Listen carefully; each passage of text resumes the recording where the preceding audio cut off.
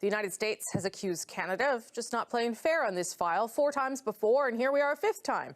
But their argument has never really held up. So why is Trump's administration convinced it will this time? What should the Liberal government be doing about it? Time for the Power Panel. In Toronto, Supriya Dwivedi, host of The Morning Show on Toronto's AM 640, alongside Chad Rogers of Crestview Strategy. Lovely to see you, sir.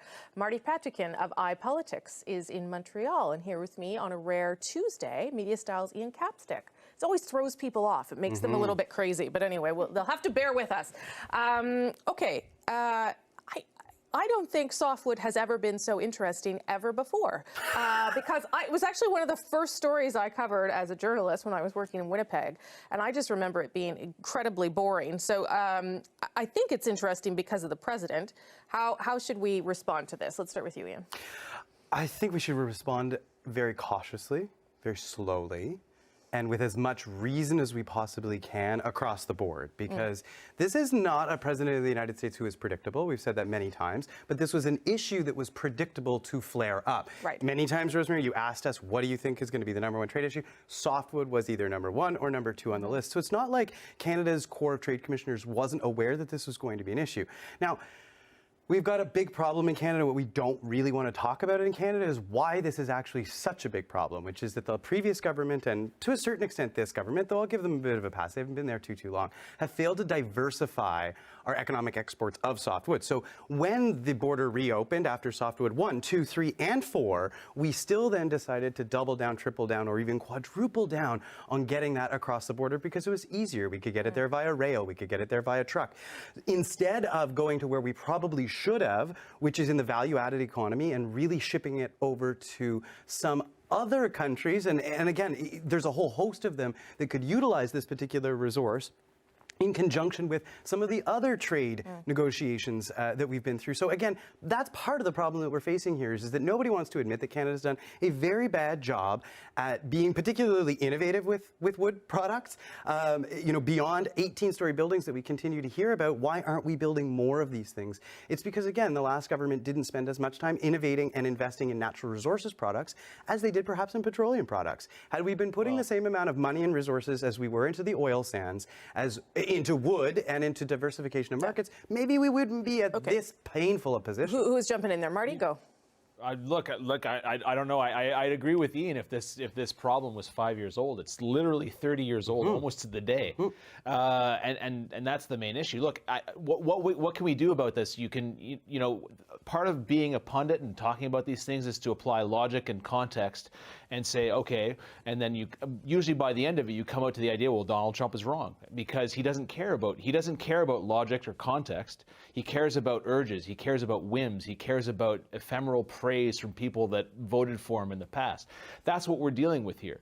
I wrote a column about it today that's basically said that any sort of diplomacy that goes on in this country from now on is with anybody that's dealing with Donald Trump is basically useless. Look at, I was sitting in this very chair 2 months ago saying how good a job Justin Trudeau did with Donald Trump because he didn't poke the bear. He sort of tickled him and everything was fine, and it seemed he's a great trading partner and all this kind of thing. 2 months later, he comes out and is offering a completely different view. And again, if we actually, with that giant caveat out of the way, if you actually take with what he's saying, he's sort of applying the same rule to softwood as he did to skilled immigrants and to unskilled laborers that are sneaking into the country. That is to say, it's a supply problem. He's saying it's a supply problem. If we shut it off, if we slap trades on it, it's going to go away. It's not. Just look last year. I know you're not a crazy fan of props, but just a few numbers from the Canadian website. Minnesota, a state that Trump carried, $301 million in softwood imports last year. Michigan, $332 million. Texas, $604 million. Washington State, $892 million. And that's a demand. That's not a supply question. That's demand. And they're going to hurt when it comes down with these trade tariffs. But again, to your initial point, which is maybe the only one, you're assuming that this is based on facts and logic and not other things, Supriya. And I would imagine this is about other things at this stage. This is absolutely about other things, and it's not to discount the fact that this has been a problem for the last, as Marty pointed out, 30 years or so, and that this, everybody saw this coming. And in terms of the tariffs that are being proposed, it's not anything out of left field, nor is it anything particularly egregious. It's all within the realm of what we had seen or foreseen coming. The problem, though, is that up until, I don't know, 24, 40, 36 hours ago, all we were talking about was his first 100 days. And I noticed, Rosie, that you actually tweeted about that as well. And now all we're talking about, and not just us here in Canada, but in the U.S. as well. If you're flipping around the U.S. cable news channels or going through, political sites, all they're talking about is Trump picking this trade war with Canada, not just on the softwood lumber front, but also in terms of dairy and also just in terms of making weird allusions to NAFTA, even though they haven't formally initiated the 90-day negotiating process. So this is, I think, calculated. I don't think it's one of those things where we can't walk and chew gum at the same time, and we can't, deal with both issues. But I think ultimately, what the Prime Minister is doing and what our government is doing is right, because we, as Ian pointed out, we do have to be cautious, because this government, this administration in the U.S. is absolutely the opposite of predictable. Well, look at it on dairy, Rosemary. Look at it on dairy. He was reportedly provoked by seeing a Wisconsin dairy farmer on Fox News. I mean, that's obviously not presidential. So. Exactly. Go ahead, Supriya, finish up the only thing I would say, I would add to that, is the fact that when he does pick fights like this, like dairy, like softwood lumber, it plays well not just to his protectionist voting base, but it plays well with a lot of Democrats too in a lot of those swing states. So this is a win for Trump in terms of rhetoric domestically for him. Okay, Chad.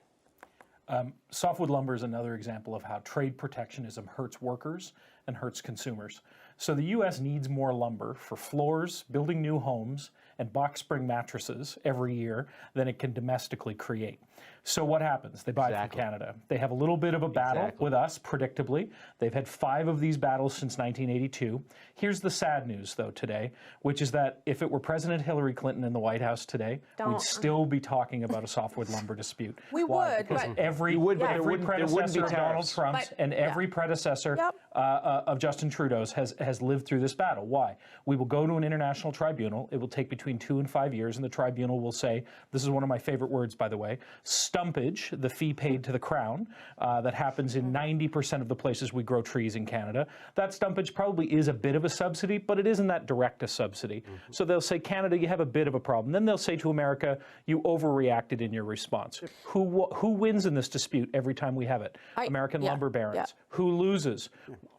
Workers in America who pay $5,000 more for a home, or every product that involves wood that they purchase, flooring, box spring mattresses, and others, and Canadian lumber workers who end up getting thrown into havoc, predictably now on a cycle every 5 to 7 years, where they lose their jobs for a period of time, and not a few of them, thousands, so probably 10,000 plus in Canada, around 6,000 to 8,000 in the U.S. This is what trade protectionism costs. It costs the markets. When we talk about the value of protecting the average worker, lumber protectionism doesn't do it. I get that. I think you all make great points, but I think that the difference is the president, and the fact that today, and I'm like, that's not shocking, but the fact that today Wilbur Ross said dairy, he talked about dairy and softwood in the same breath as NAFTA, and Wilbur Ross well knows that those issues are outside of NAFTA. Well, so now we are talking about softwood, dairy, and renegotiating NAFTA all at once for some reason, and that's because the part Trump that I think we should be worried about, isn't it? No, we're getting a little excited because we're responding to Donald Trump, and he's great at making people crazy. The dairy dispute we're talking about is a very niche new product in dairy, an ultra refined milk used for making cheese. Yes, but they don't like supply management beyond that. And we had to change supply management rules and lower the artificial floor that supply management sets for Ontario producers to be able to sell that milk domestically.